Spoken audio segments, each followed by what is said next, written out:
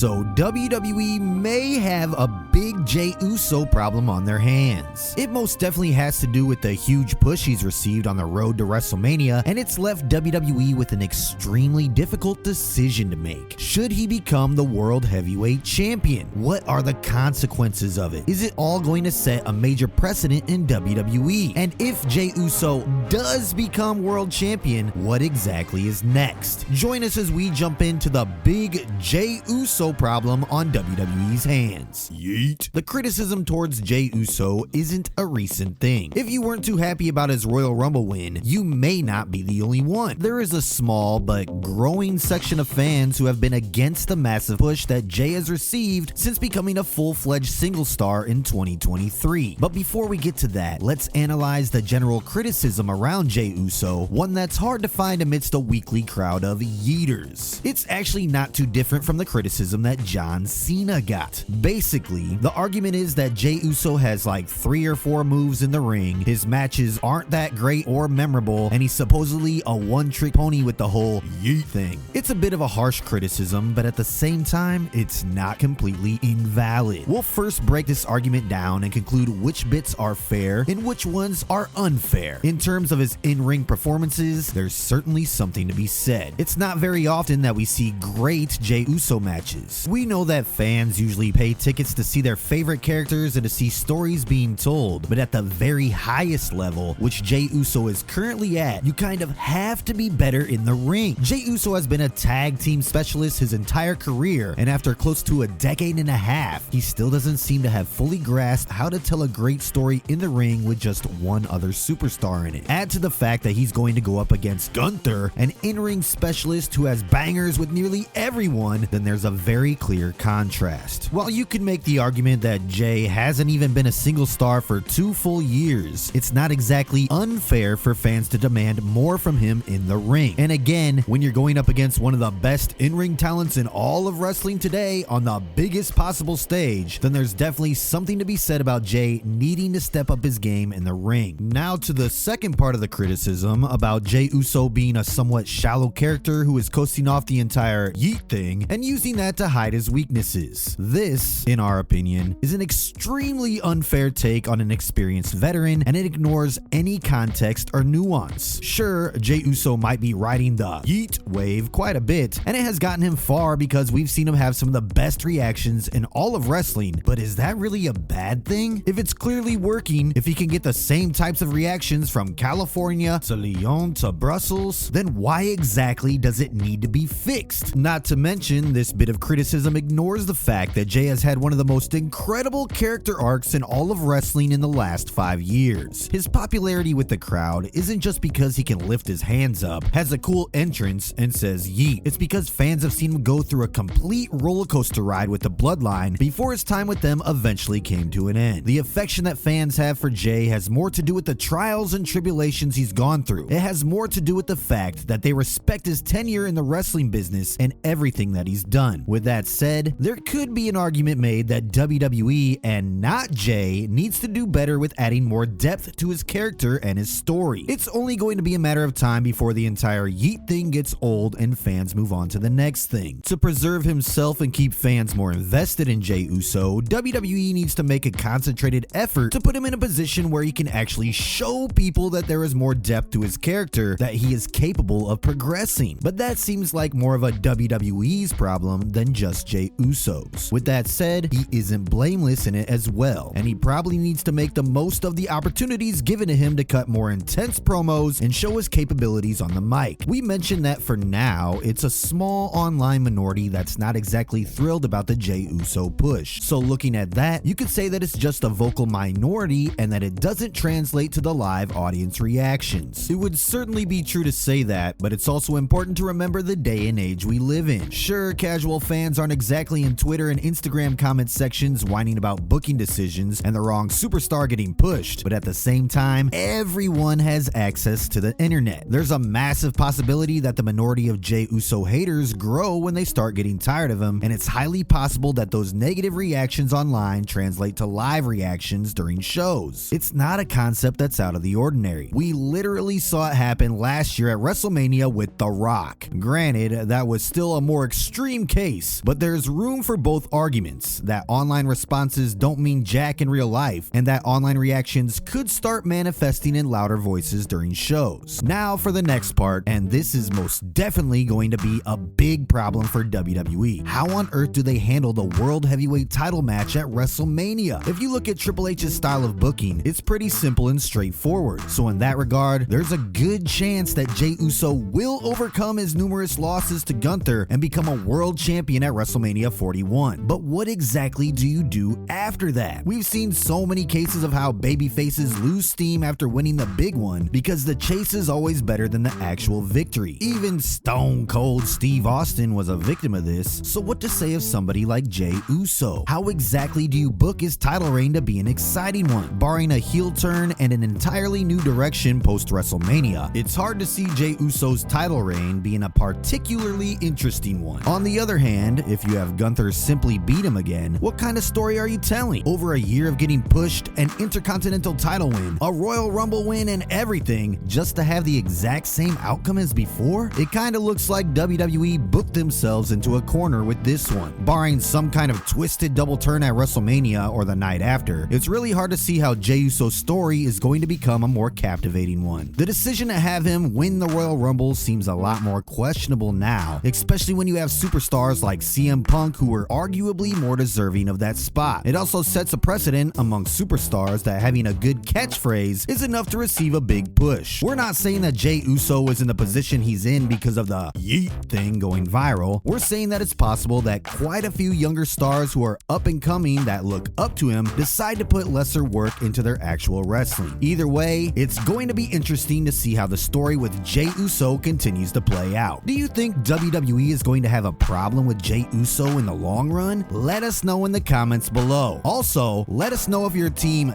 Jey or Team Gunther at WrestleMania 41. As always, thank you for watching.